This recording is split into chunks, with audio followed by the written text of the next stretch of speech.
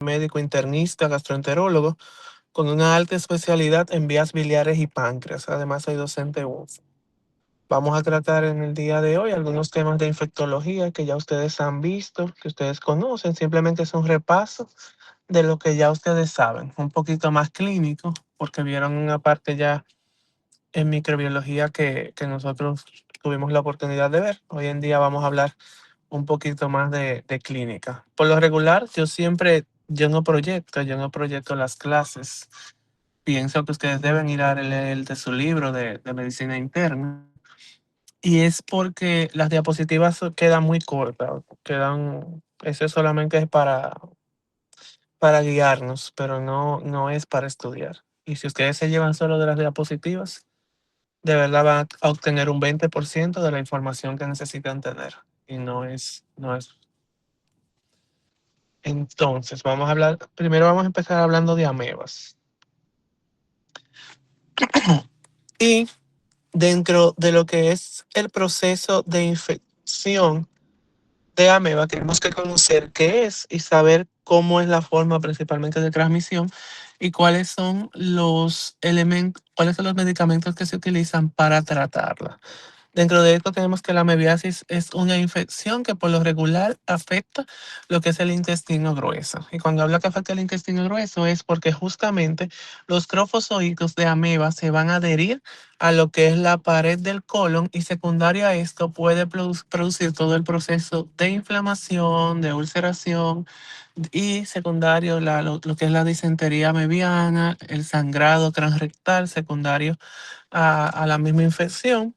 Y además de esto puede provocar otra serie de síntomas como es anemia, debilidad, pérdida de peso, asociado a lo mismo. Por ende, la amebiasis es una enfermedad que nosotros vemos de manera común, la vamos a ver en nuestro medio, primero porque somos un país en vías de desarrollo y segundo porque en los lugares donde la salubridad es mala, donde tenemos una alimentación inadecuada, vamos a tener este proceso infeccioso, principalmente en países como aquí, en otros países como Haití y países muy con un subdesarrollo que por lo regular vemos este tipo de parasitosis. En otros países desarrollados muy rara vez nosotros vamos a ver este tipo de infección y a veces e incluso tiende a ser un poquito difícil de tratar en estos países porque no están expuestos a estos procesos. Es importante también destacar que hay diferentes tipos, pero vamos a conocer una que es patógena y que va a producir la mayoría de síntomas, que es la encamoebis tolítica. Hay otras que pudiesen provocar síntomas, pero por lo regular lo hacen en pacientes que tienen alguna condición de su sistema inmunitario, como es el caso de pacientes que son diabéticos, pacientes que tienen cáncer, pacientes con enfermedades autoinmunes per se, como es el lupus, la artritis reumatoidea, virus de inmunodeficiencia humana. Este tipo de procesos virales tienden a debilitar el sistema inmune y secundario a esto, algunas amebas que no tienden a ser patógenas se comportan como patógenas, como es el caso del Encamoeba dispar principalmente, que es una de las que por lo regular, a pesar de que en pacientes normales que no tengan ninguna condición es inocua, pero en pacientes que están con alguna inmunosupresión, entonces diferente. Se comporta de una manera diferente e incluso muchas veces hay que tratar de una manera diferente en cuanto al manejo, ya sea de antibioterapia o de antiparasitarios, que también hay que tratarlo. Si es una amebiasis que no es patógena como las demás, que no es encamoebistolítica, muchas veces no hay necesidad de tratar al paciente. Simplemente la hidratación es importante, evitar el desbalance hidroelectrolítico para que así el paciente no se descompense. También en los extremos de la vida, los adultos mayores y los niños tienden a comportarse como inmunosupresor. O sea, pacientes que están en las etapas extremas de la vida pudiesen comportarse como un paciente con algún inmunocompromiso, y principalmente los ancianos.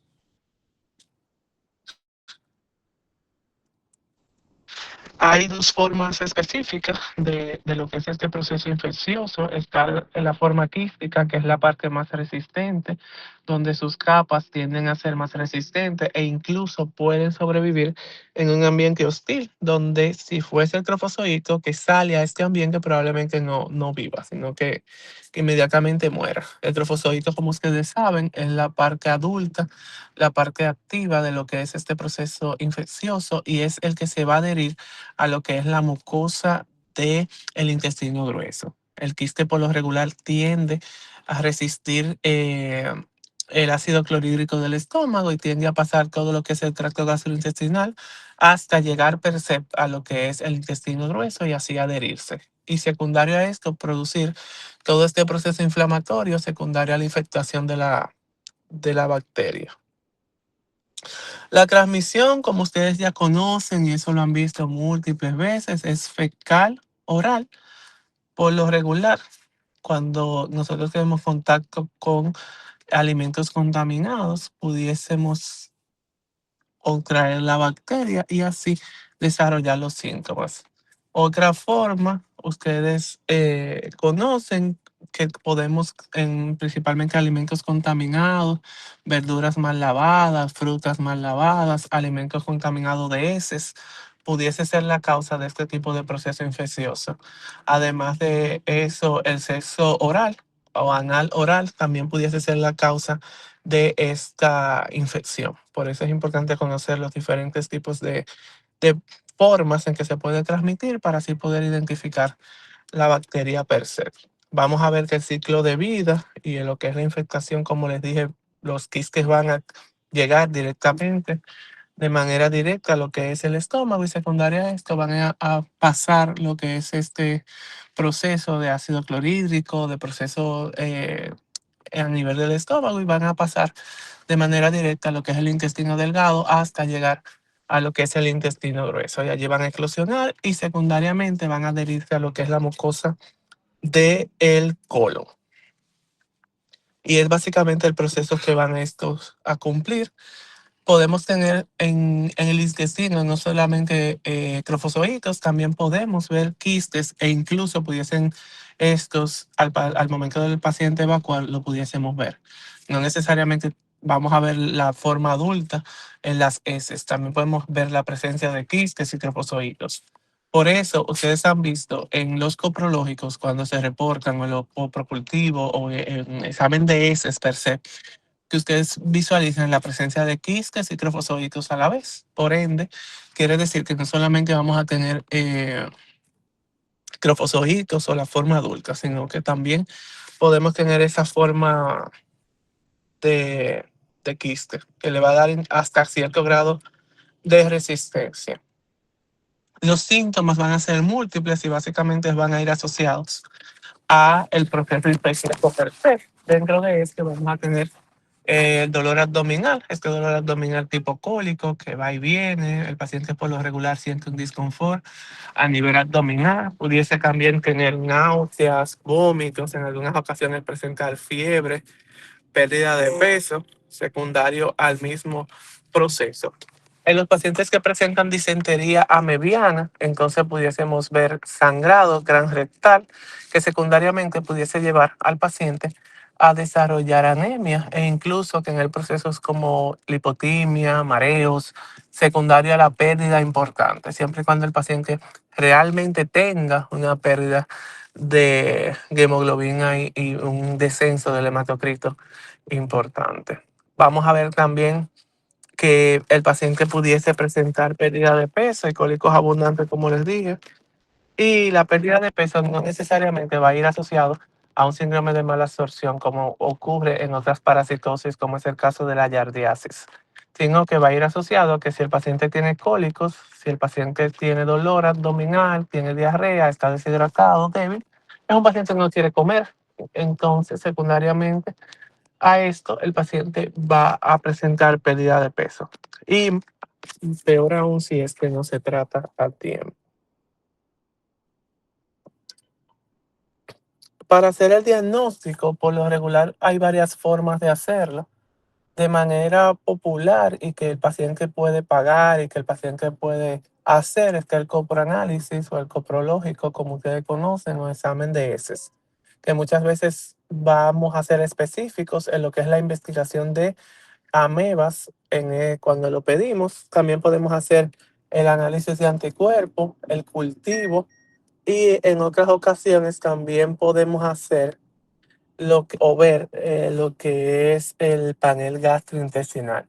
Y allí no solamente se utiliza para amebas, sino que también podemos hacer la visualización de parásitos, de bacterias, de virus. Lo único es que el panel gastrointestinal es un poquito más costoso, vale más caro, y el seguro no lo cubre. Puede valer hasta 12,000, 15,000 pesos.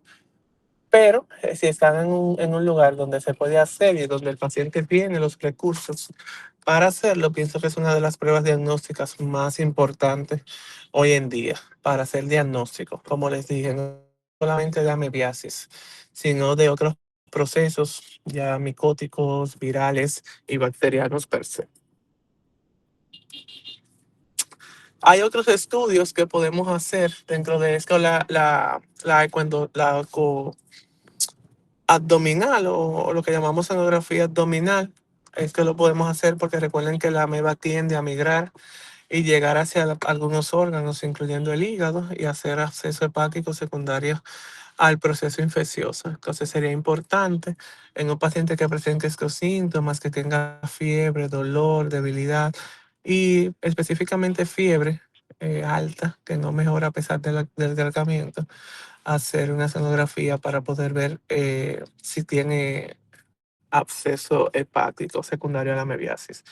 Podemos hacer tomografía abdominal en caso de que no nos diga mucha información, el eco abdominal y resonancia magnética si pensamos en otro tipo de lesión. Además, en algunas ocasiones podemos hacer endoscopía digestiva inferior, o lo que llamamos colonoscopia, pero allí debemos de tener cuidado porque si el paciente está pasando por un proceso inflamatorio y nosotros hacemos una colonoscopia, introducimos aire, el riesgo de que este paciente pueda perforarse es alto y no es lo que buscamos. Es mejor tratar el proceso inflamatorio, el proceso infeccioso y luego, si tenemos alguna duda, si el paciente en algún momento presentó sangrado y tenemos duda de que sea una disentería mediana o que haya otro tipo de proceso, ya sea una enfermedad inflamatoria intestinal tipo colitis ulcerosa, tipo enfermedad de Crohn y que se exacerbó con la mebiasis, entonces sí debemos de hacer la colonoscopia, siempre y cuando el proceso inflamatorio ya haya pasado. Inflamado no es lo recomendable porque el riesgo de que lo perforemos es alto. El tratamiento va a ir asociado directamente a lo que es eliminar el proceso infeccioso, pero va a depender si el paciente presenta disentería mediana o no la presenta. Por lo regular, el metronidazol es uno de los que más se utiliza y todavía hoy en día se sigue utilizando. 500 miligramos cada 8 horas, por lo regular 7, 10 e incluso pudiésemos llegar un poquito más a 14 días. También podemos utilizar la nitazosanida, que es un medicamento que tiene un tratamiento mucho más corto, dura 3 días, cada 12 horas, 500 miligramos. En algunas ocasiones pudiésemos utilizar probióticos y en el caso de la disentería mediana, entonces utilizamos 750 miligramos cada 8 horas, igual, por 10 a 14 días, que es la dosis.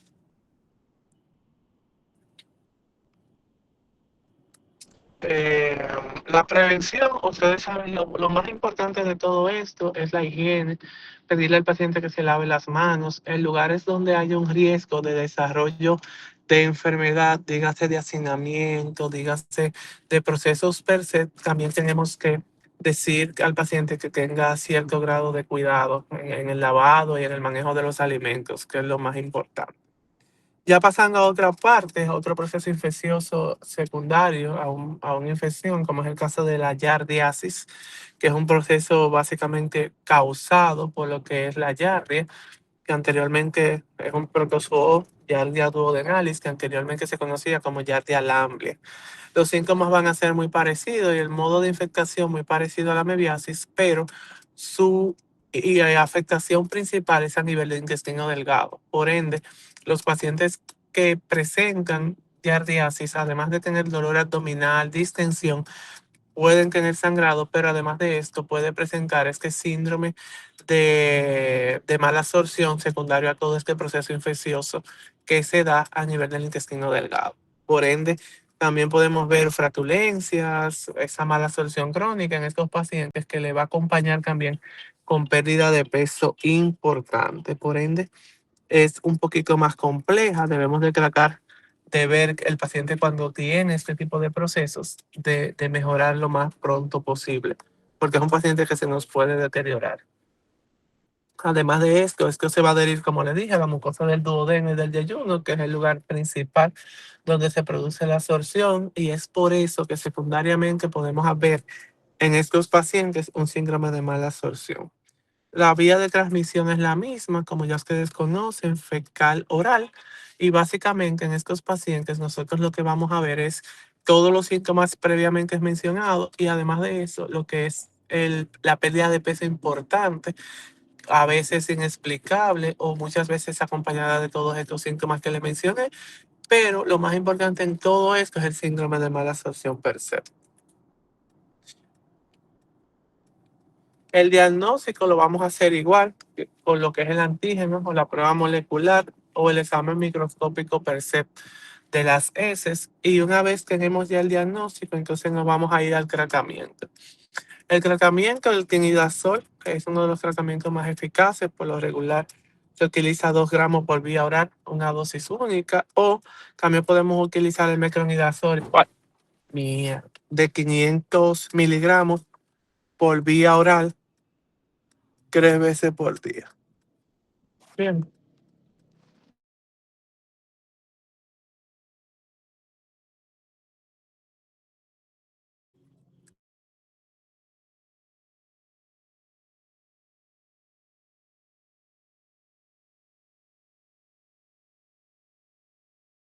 Deme un segundito, por favor.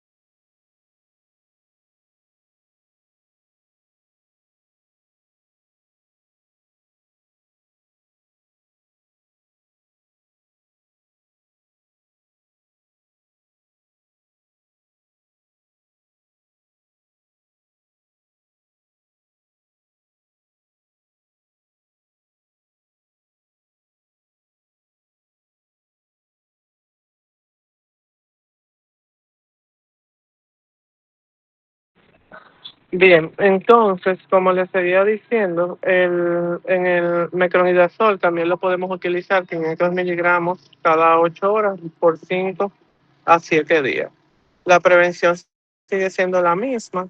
Hay que tener una adecuada higiene de los alimentos, higiene fecal, tratar en pacientes que pueden estar infectados, lavarse bien las manos, es importante.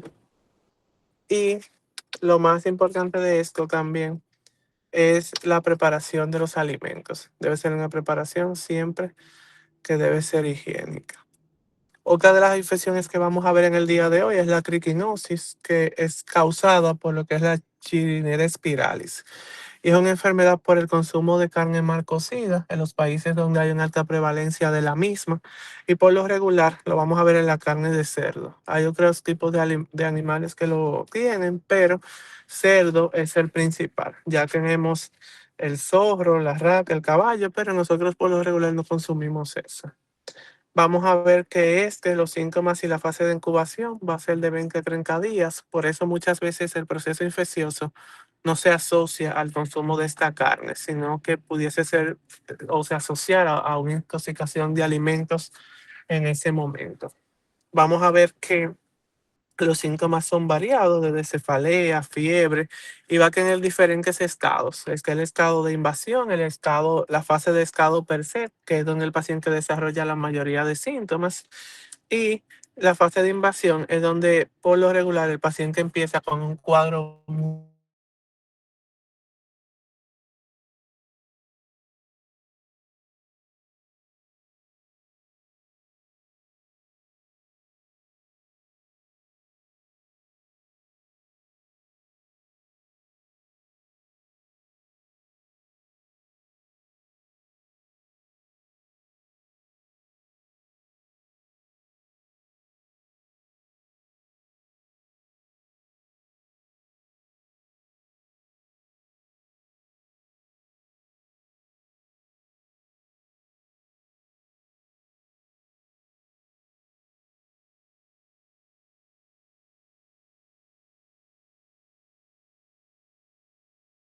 también vamos a hacer lo que es la biopsia. Puede haber aumento de los oxígenos por vía oral 2 veces al día, de 8 a 14 días, o Profe, podemos... disculpe, Ajá, que se había cortado ajá. por largo rato. ¿De por dónde se cortó? Porque me lo dijeron que era año después. Cuando ¿Dónde estaba se cortó? en el cuadro. Bueno, el cuadro, como les dije, es un cuadro de capas. Vamos a tener la etapa de invasión y la etapa, qué fuerte. Y la etapa de estado. Básicamente, en la etapa de invasión, el paciente va a presentar un sinnúmero de síntomas vagos como procesos virales per se. Y ya en la etapa de invasión, el paciente tiene síntomas más intensos, como es el caso de cefalea, debilidad y un sinnúmero de síntomas que lo van a componer. Pero es la fase donde el paciente se encuentra más sintomático, donde puede tener edema periorbicario, mialgia, fiebre, incluso pudiese llegar a tener cefalea intensa y hemorragias petequias subconjuntivales. El diagnóstico, como les dije, lo podemos hacer por el inmunoensayo, lo podemos hacer por lo que es unas pruebas asociadas a la clínica, porque no hay pruebas específicas para la triquinosis, pero sí lo que es el aumento de los eosinófilos, el aumento de lo que es en el caso de la CPK, que ustedes saben que cuando hay afectación muscular también puede haber aumento de la CPK, es cuando vamos a ver este tipo de pruebas alteradas. El tratamiento por lo regular, albendazol, 400 miligramos 2 veces al día, de 8 a 14 días. También podemos utilizar mebendazol de 200 a 400 miligramos 3 veces al día, o sea, cada 8 horas por 3 días. Y analgésicos en el caso de que el paciente presente dolor. Si el paciente tiene dolor, compromiso muscular, que es lo que le va a dar el dolor, entonces también podemos dar analgésicos. Bien. ¿Dudas, preguntas con relación a estas 3 cosas que hemos visto?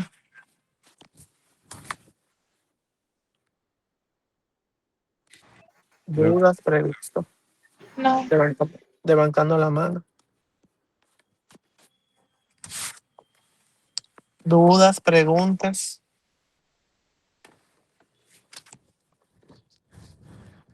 No, profe. Bien, entonces si no hay duda y preguntas, jóvenes, lo vamos a dejar hasta aquí. Feliz noche. igual, Bye. igual. Bye, profe.